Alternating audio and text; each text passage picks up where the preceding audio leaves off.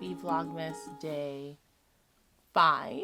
It is currently 5:48 on Friday, December, what is the day? 5:48 on Friday, December 9th. I'm coming to you from my home in Brooklyn, and we're going to continue opening Advent. I have added some actual starlight to my backdrop. It seemed fitting, if this is going to be Tangles and Starlight, that we actually have starlight. So we're still playing around with my setup and my configuration and camera angles and lenses and all this stuff.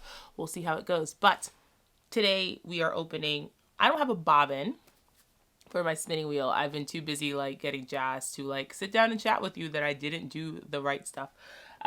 So I think what I'll do is I'll show you how my spin finished for day 4, and then I'll go get a new bobbin because we are moving on to I think I'll do the 4 part of my fractal next. So here's how day 4 finished up. Remember, we were spinning Polwarth. So that's how that finished up. I think it worked out super pretty. And I love the colors in this. I think this is absolutely gorgeous. So let's open day 5, and then I will go get a bobbin and I'll set up my wheel and we'll start spinning.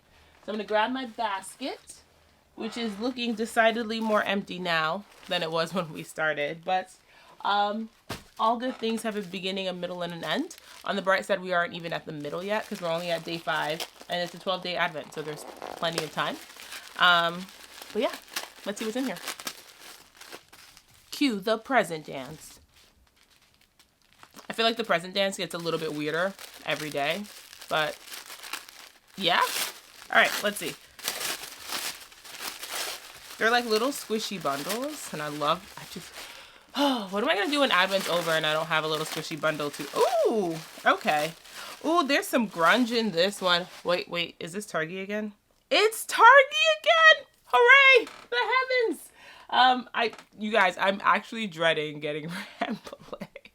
I mean, I can spin it. It's not my jam. So, ooh, there's some grunge in this. I don't know if this is because a color broke or if this is just the intention. These colors really do go together beautifully. All right, here's what today looks like. So here we are. So there's some darker purples. So to contrast it with this had a little bit more pastel in it. And then these just have some darker, more muted jewel tones. I'm really excited about this because Target's my jam. Oh, we have to split this 4 ways. So I'm going to split it in half like I did, and then split each half again. So one of my Vlogmas episodes will be a spinning Q&A, and I have been polling my Instagram feed, people who follow me on Instagram, for spinning terms that they want defined. But if there's a particular spinning term that you want defined and you don't follow me on Instagram, just leave it in the comments here. It is probably going to be day 8 or day 9, because I need to collate all the information, make a list of all the terms that I'm defining, and then do that. So you have a couple days. If you watch this and there's a spinning term you really want defined, leave it in the comments and I'll add it to the list. So far, everyone wants me to talk about grist, which I'm happy to do because grist is really important. But so far, everyone wants me to talk about grist. There's a few people who have questions about woolen versus worsted and preps. So there's plenty of time. If there's something you want me to define, leave it in the description box. Not in the description box, that's my job. If there's something you want me to define, leave it in the comments. Also, you can kind of see one of my kittens. That's Astoria. She's still taking a nap because it's super early in the morning. I kind of like this wider angle, but again, we are still refining it. This light on me might be too bright still. We'll see how it goes. But we're touching it up every day and we're tightening it up every day until I get the look that I'm looking for. And I'm kind of experimenting more with these Vlogmas style videos because what is Vlogmas for besides experimenting? All right, so I'm gonna go get a bobbin. I'm gonna pop that on my Lendrum. We are still hanging out with my Lendrum. She spins beautifully. And I'll be right back.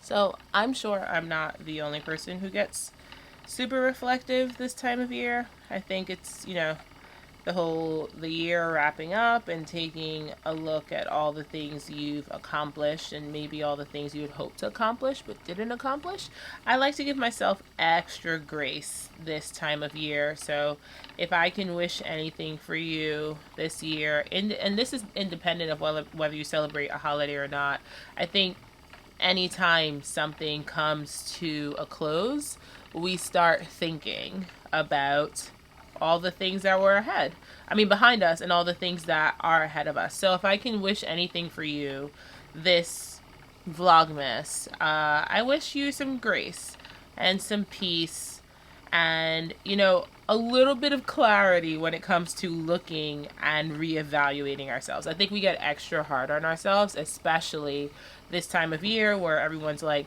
new year, new me nonsense. I've decided not to I don't go into the year with this energy. I'm like, new year, same Tashi, maybe with a little bit of a different perspective, but same Tashi. I don't make New Year's resolutions. I think they're just setting yourself up for failure. Literally, my only New Year's resolution next year is to just not buy as much fleece as I did this year. I'm calling it a great no buy. If it is a low buy, I'll be happy with a low buy. But I was babbling about all that because I think today what I'd like to talk to you guys about are my favorite spinning projects for the year. All the things that I've made in 2023. God, 2023 Tashi has not arrived yet and I'm already talking about it. But all the things I made in 2022 that brought me joy. Things that I was really proud of. I should have started my bobbin all the way back there.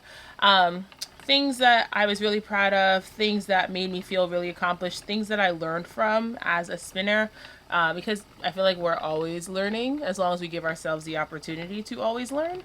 Spinning for targi, by the way, out of thinner pieces of comb top is my favorite way to spin targi. I'll spin targi, straight across the top, but spinning it like this, I could do this with my eyes closed. Like, I could literally just sit here and do this with my eyes closed. I feel like I said this already, but it's Friday, so it's the end of my work week.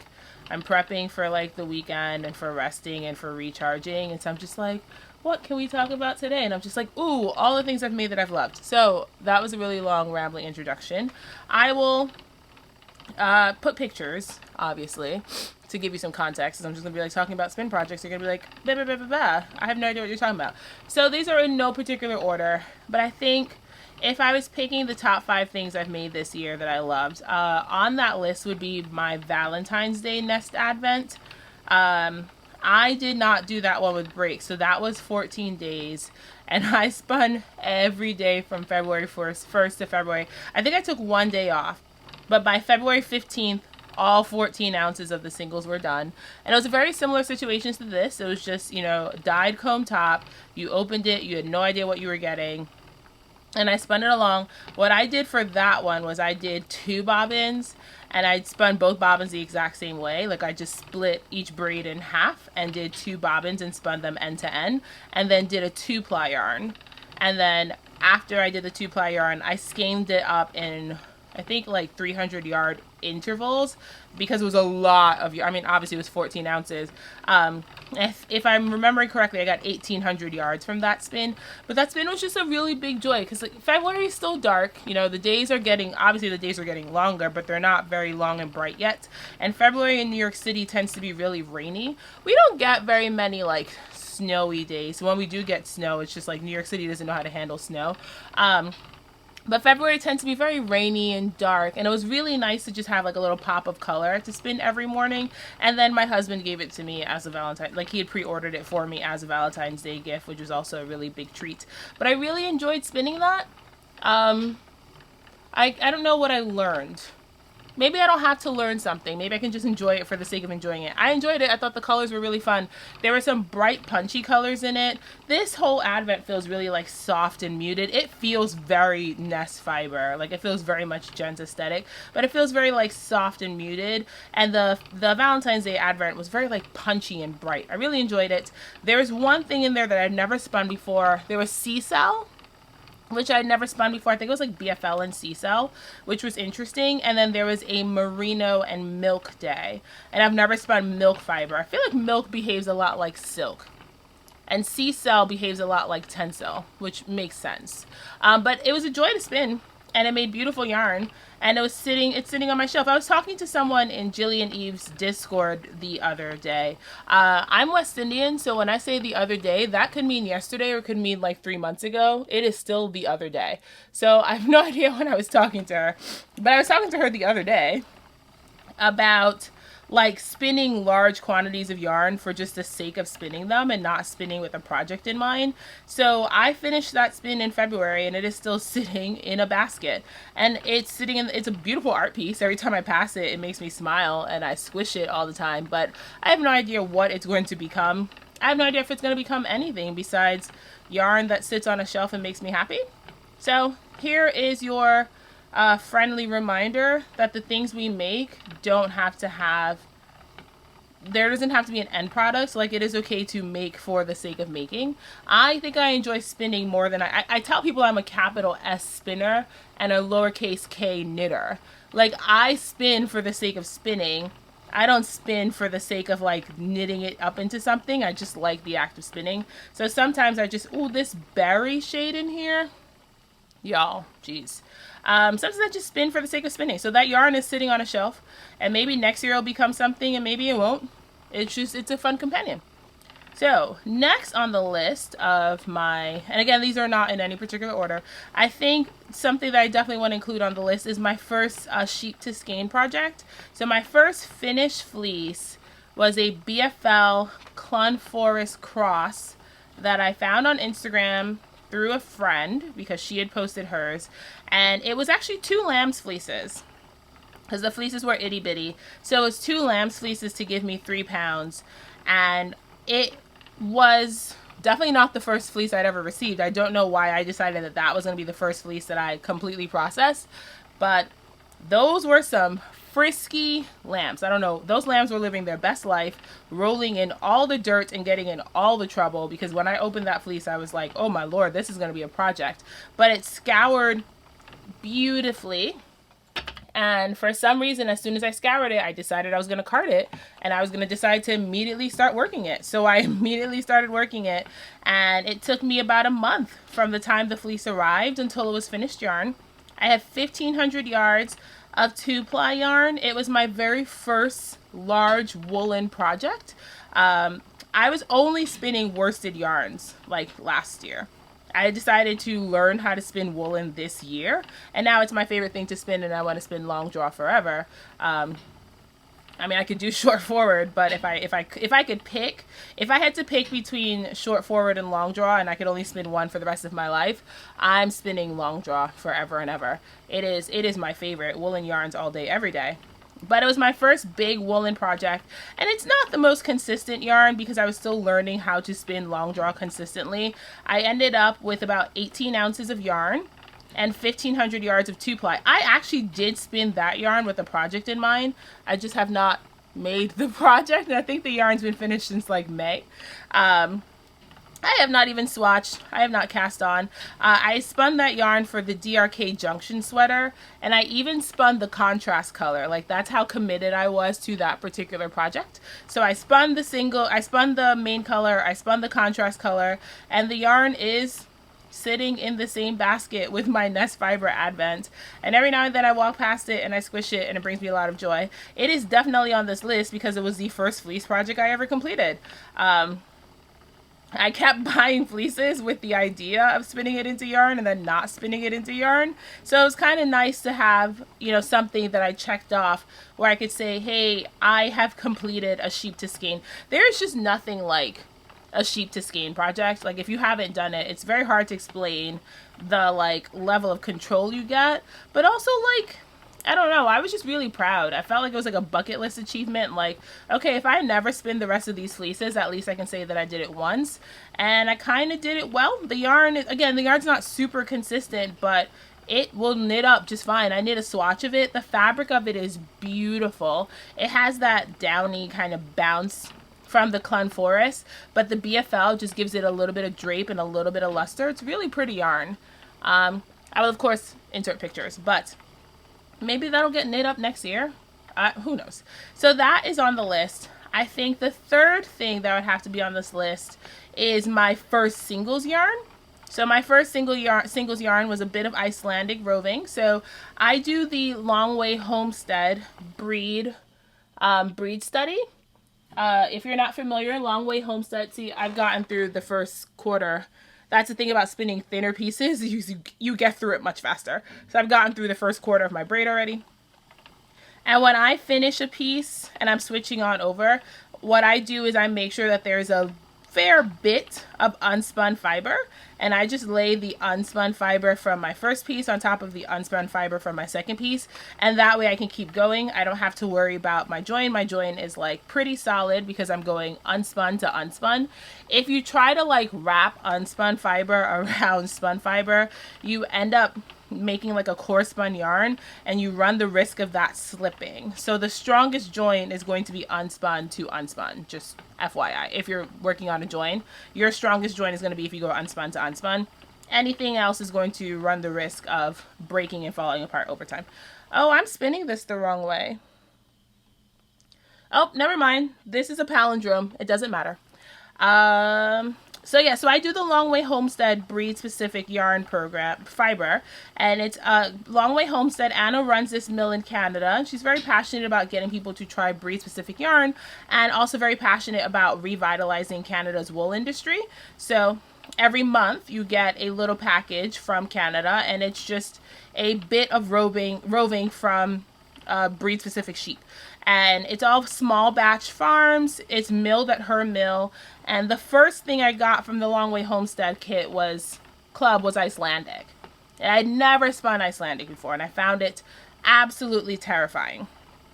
A funny story, that is also the only one that I finished.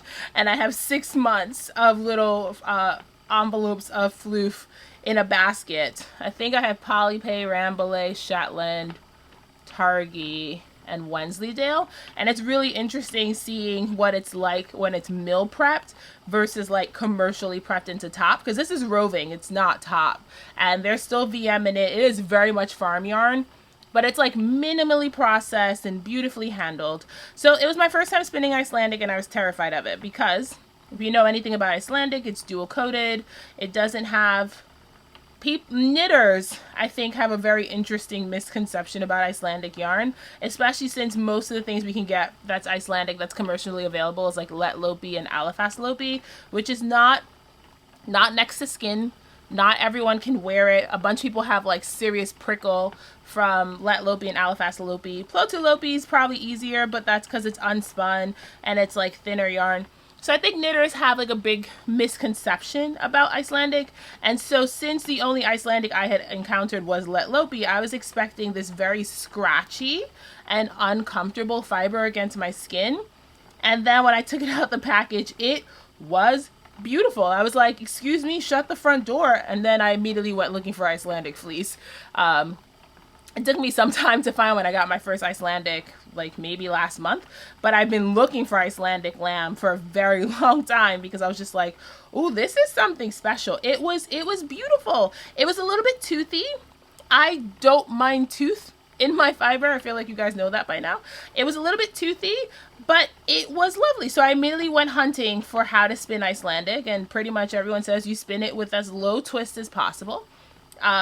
It was also a really good experiment for tightening up my long draw because it was so grippy. I could just do more things with it, and it had a relatively long staple, so I wasn't concerned about drafting past the distance of draft that the fiber would allow me to have. So I got to like play a little bit. I spun the whole 4 ounces in one sitting, and I spun it, I think 10 to 1.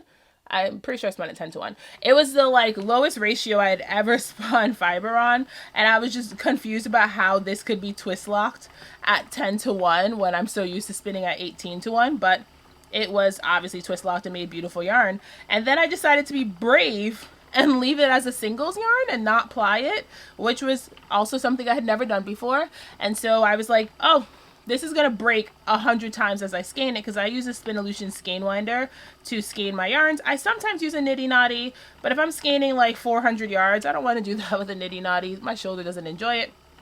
So I used my skein winder and I skeined up this yarn, and it only broke once as I was skeining it, which means my singles had a lot more durability than I thought they had, and it washed up beautifully. I have about 450 yards of fingering weight singles Icelandic. Again, in a basket. I mean, I feel like I'm doing these yarns no justice. I probably should like do something with them besides squishing them. But it was my first singles yarn. It was my first time spinning Icelandic. It was my first big aha, like, oh my goodness, fiber that's been prepped and handled well is nothing like what we think it is. Like, it's completely night and day. I have these aha moments all the time now. But I think that one and the first time I spun Romney, Romney that I prepped myself, were my first big aha moments. Because it's just like, oh, you don't know anything about fiber, Tashiana. Go explore. So yeah, so I would have to say my Icelandic singles is on the list. Number four would definitely be Large Marge, because she was just a delight to spin. She was just, I'm so pleased with that. That's my second. If you've watched episode 1 of the podcast, you've heard me talk a lot about Large Marge, so I will not wax poetic about her again. But I'm just really proud of that spin. It's a 3-ply yarn. It's a consistent 3-ply. Anytime my spinning gets more consistent, I just get really jazzed about it. It was another sheep-to-skein project, so that's another point for it. And I think it was the first time I finished a big spin that I instantly wanted to cast on with. Like, I knit a swatch right away. Before I even like finished, I skeined them up, I washed it, and then before I re-skeined it, I took off a little bump off of one of the skeins so I could knit a swatch. That's how excited I was about that yarn. And that has not happened to me in a very long time. So if you want to hear more about Large Marge, you should pop on over to episode 1 of the Stitches and Starlight podcast. I will link episode 1 in the description box. I talk a lot about Large Marge. I show you her fleece and all that jazz. So you can catch up that way. And to round out the list, I've done so many. I did a lot of spinning this year. If you're not familiar with the 100-day project, what the 100-day project is it's just a make art challenge. Well, I forgot to move my slider, so my bobbin's getting a little unruly. It's more like a challenge, or I guess it's an initiative. I'll say it's an initiative. It's an initiative to make art every day for 100 days. And I think it started out as a creative challenge, and other people have adapted it to do other things, so it doesn't have to be a creative challenge, but you just do something every day for 100 days. And I think it's March to June. I'm pretty sure it's March to June. But if you just search the 100-day project, like online, you'll find lots of information on it. And so this year, I decided to do 100 days of Tashi treadles. And I decided to sit at my spinning wheel for at least a half hour a day for 100 days. You can get a lot of yarn made if you spin for at least a half hour a day for 100 days. And my 100-day project total was something ridiculous. It was like 8,000 yards. And this was like plied yarn. Like, I didn't even count the singles that I didn't finish. It was 8,000 yards of spun, plied, and washed yarn, which I think it was like outrageous. So I'm like filing through my mental cabinet, and it's like hard to decide because I've done so much spinning and all of it was yarn that I made that I loved. I think the last thing that stands out to me for the year, oh god, this is like a duel. This is a tie. But the last thing that stands out to me for the year are my 3 Waters Farms combo spins that I did for sweaters. So there is my Mermaid Fantasy yarn that's in my Illuminate sweater that's currently in timeout. And that was a Targhee spin. It was a mix of the colors Fountain, picked up my third piece. It was a mix of the colors Fountain Mosaic and Woodland Lights. And my other combo spin for a sweater that I have not cast on yet. Actually, you know what? I think I'm going to swatch for that sweater this weekend. Now that we're talking about it, I really want to make that sweater. I spun a combo spin for the Great Gingham Raglan. If you haven't seen the Great Gingham Raglan, it's a pattern by Jessie Maid. And it's a 4x4 colorwork plaid. Is it plaid? Checkerboard? It's a checkerboard. That's what it is. It's a 4x4 colorwork checkerboard pattern, and I spun the contrast color for that also. And so I think tied for not 5th place, because These are not ranked. But tied to round out my top 5 spins of the year would be my Quiet Contrast. It was Quiet Contrast and Quiet Reds color spin. Color combo spin. Languages. It's very early. And my Fountain Mosaic and Woodland Lights combo spin. Marianne at Three Waters Farms is one of my favorite dyers. And I think she plays with color beautifully. And the other thing that Marianne does that I really enjoy is she dyes these high contrast braids. And then right alongside it, she dyes these like, not necessarily tonal, but like lower contrast braids. So some of them are tonals, but then some of them are just quite analogous. So it's just like blues, greens, and purples, and they're not super punchy and high contrast. And so one of my favorite things to do with Three Waters Farms braids is to take a higher contrast color and a lower contrast, either tonal or more analogous braid, and spin them together. It gives me, because 4 ounces, unless I'm knitting like socks or something, 4 ounces isn't going to get me very far. So 8 ounces is a really good place, especially since I like knitting all over color work or stripes or things like that. 8 ounces is a really good place for me to start. And so if I take one, you know, big high contrast colorway and one less contrast, analogous or tonal colorway, then, and spin it as a fractal. That's the way to go. Fractal spinning is the way to go all day, every day. You end up with these really interesting, dynamic, color-changing yarns. And I think to round out my list, it would be those.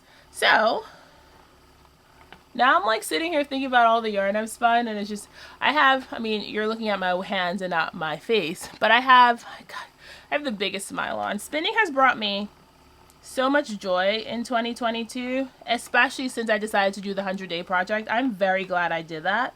My spinning got so much better because I was doing it every day. Obviously, just sitting and practicing every day, your spinning is just naturally going to get better. I learned a lot more about becoming a technical spinner. I learned a lot more about making reproducible yarns. That was always one of my goals. I always wanted to be able to reproduce a yarn. Like, I wanted to be able to take good enough notes and also be intentional about my spinning so that I could reproduce a yarn. And not every yarn was that adventure, but there were definitely a few yarns where I was like counting treadles and I was measuring the distance of draft and I was doing all these things so that I could take notes and make a reproducible yarn.